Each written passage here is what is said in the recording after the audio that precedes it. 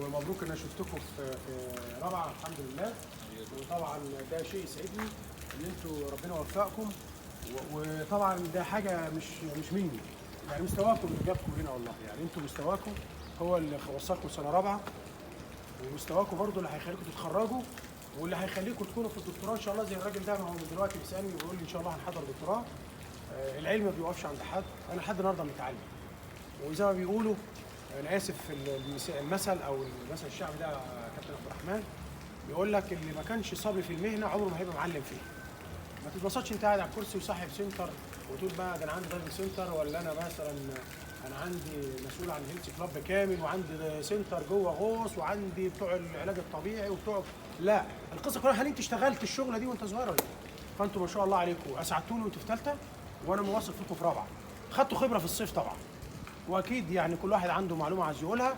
المجال مفتوح لكم وتكلموا عادي. صحيح ان زميلنا بيسجل، بس انتوا نواه للناس حتى اللي موجوده في الكليه اللي هي الفرقه الاولى والثانيه، واللي مقبلين على الغوص. نسمع كابتن عبد الرحمن سلمان معاك. صباح الخير، سنة سعيدة بإذن الله على كل الفرق الجديدة. أحب أوصل رسالة للطلبة اللي لسه مقبلين على التخصص إن شاء الله. تخصص غوص من الرياضات النادرة في مصر أصلا، لسه يعني ما بقالهاش عمر كبير. رياضة مجالها واسع بالنسبة سواء كان هنا في المجال السياحي أو بره في المجال السياحي برضو، أو دخلت مجال الكوميرشال والتجاري. مجال مفتوح ليه افق كتير، ليه تفرعات كتير. باذن الله تلاقي فرصه كويسه فيه، ومجال الشغل فيه كويس. ولو احتجتوا اي حاجه يعني طبعا استاذنا الدكتور رافت هنا موجود. اي طالب يحتاج اي حاجه هو على راسنا من فوق، واخواتكم الطلبه موجودين في اي وقت. تخصص الغوص في رابعه 2023. هو يعني مقاطعه طبعا بعدين كابتن عبد الرحمن، احنا مش القصد ان هو يجي لي ان انا، لا هو يقصد يستشيرني. يعني الباب مفتوح عشان بس اخواتنا اللي هم شايفين ان الناس بتحبنا وهيحسدونا على الحب ده. طالب او الطالب مش طالب اللي في الكليه المقبل على الغوص بيبقى عيني اعمى، لان ما مش متاح له المعلومات كامله في الدايف. فانا هو يقصد كده عبد الرحمن، وانا بشكرك عبد الرحمن، ورب يكون عند حسن ظنهم وظنك يا عبد الرحمن. السلام عليكم. احنا طبعا بنشكر دكتور رفعت حمزه بعد ربنا، لان هو يعني واقف جنبنا كتير في سنه ثالثه، وساعد ناس كتير قوي بمعلومات، اعطانا خبره كتير قوي، وهو اللي وصلنا باذن الله سنه رابعه، وكان كملوا باذن الله معاه. وبشكر زمايلي اللي هم كانوا معايا في سنه ثالثه، وباذن الله راجعين رابعه وبس. السلام عليكم، احمد اشرف، تخصص رابعه. عايزين نشكر بس الكليه ان هي موفره لنا برضه احتياجاتنا الخاصه، وبتساعدنا ان احنا نهتم في الغوص ونحبها اكتر. كذاب. بوظنا الفيديو تمام.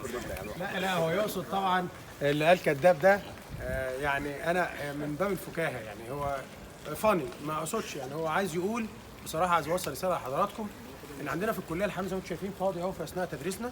الميه طبعا زي كلير خالص اهي بيور. عايز وهات لي العرانيس بتاعت البلاطه، انا اسف اهو. فهو ما يقصدش دي. فكلمه كذاب يعني هم عارفين ان احنا بنحاول، واداره الكليه بتحاول توفر لهم المعدات، لكن طبعا ده اقتصاد دوله واقتصاد جامعات ووزاره التعليم عالي. ان شاء الله يا شباب في العوامل المقبله هتقدر الكليه ان شاء الله يبقى لنا كمان دايفنج سنتر جوه الكليه، ونقدر نوفر لكم الماتيريال او التولز كلها الخاصه بالغوص، لانها حاجات مش رخيصه كلها اهو. توسع ايطالي، الفروج الكريس فروج اهو غالي. فين اللي هي البرو لايت صح اهي، برو لايت دي غاليه، وده الفليكسا، وده داي برو، وده الكريس رونديلا. في حاجات حتى شوف البدل، حتى توليوس غاليه، داي برو، توليوس اهوت. الراجل ده برضه توليوس كريس، القطعتين كريس ما شاء الله. فاحنا عايزين نقوله الكليه وفرت، بس مش كل حاجه يا ابني، يعني برضه خليك كده ايه منصف، تهتم شويه يعني. اللي بعد.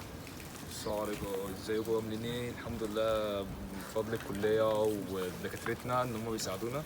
دخلنا سنة رابعة، وهو كل فترة بنحس ان الواحد في تحسن كده، وبرضه شكرا للكلية عشان وفر لنا حمام سباحة بنعمل غطاسات، نزلنا في الاتحاد كده يعني. ومعاكم زميلي عمر عبد.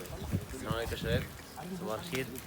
احب اشكر دكتور رافت، احب اشكر دايما ان هو معانا وعلى طول داعي لينا، والحمد لله على ان احنا دخلنا سنه جديده، وان شاء الله خير، وعلى طول معاكم اول باول.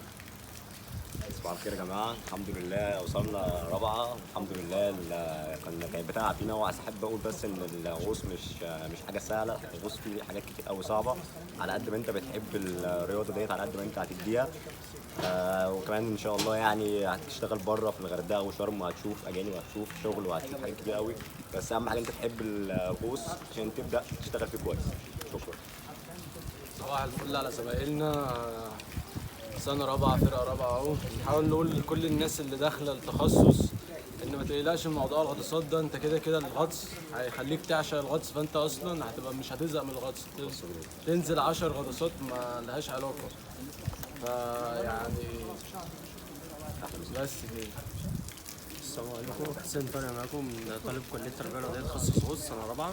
أنا بشكر كل زمايلي اللي شاركوني السنة اللي فاتت، وكنا دايما متعاونين مع بعض، وعلى رأسهم دكتور رفعت اللي هو كان على طول كان بيساعدنا وبيساعدنا، وعلى رأسهم برضو عميد الكلية دكتور محمد بلال، وكل المسمين معانا هنا في الكلية. شكرا. دكتور واحد كاتب عليها ختاما وليس ختاما، ان شاء الله نشوفكم على خير، ربنا يديكم الصحه والعافيه. بقول لاي حد مقبل على مجال الغوص، احنا كمؤسسه تعليميه بقول لكم اهوت، او الناس شايفانا ان احنا تربويين اكتر عشان كليه التربيه الرياضيه في جامعه محترمه زي جامعه اسكندريه. والله مجال الغوص مجال محترم، ويمكن اقتصاد دولتنا، وانا قلت للفرقه الثالثه امبارح قائم على جزء كبير فيه على السياحه. فاحنا مش عايزين يجي اليوم ان احنا في طراينه هم اللي بيغطسوا الناس عندنا في بلدنا، او روس او اوكران او احنا بلدنا احنا اولى بيه. فالدايفرز اللي موجود قدام حضراتكم، الناس دي هات الصوره عليها، الناس دي ناس مشرفه وناس محترمه، شغالين في دايفنج سنتر كتير جدا من الاسماء يعني اللامعه او المعروفه، كان في الغردقه او كان في دهب ولا في شرم. فبقول لكم ان هم ناس قد المسؤوليه، والله رافعين اسم كليه التربيه الرياضيه. فانا تحيه مني ليكم، وبقول لكم كل سنه طيبين، وان شاء الله هيكون عام سعيد وانا معاكم، وهنزل معاكم تاني الميه، وهنكرر غطاساتنا، وهنستمتع بالجزء التعليمي بتاعنا. اشوفكم على خير، وان شاء الله عايز الوقت ده ان شاء الله السنه الجايه اسمع بقى ان ده اتخرج بقى معيد، وده اتخرج ضباط متخصصين، وده في المكان الفلاني، وده في المكان الفلاني، وتفضلوا دايما في مناطق يعني مشرفه واماكن مشرفه. شكرا.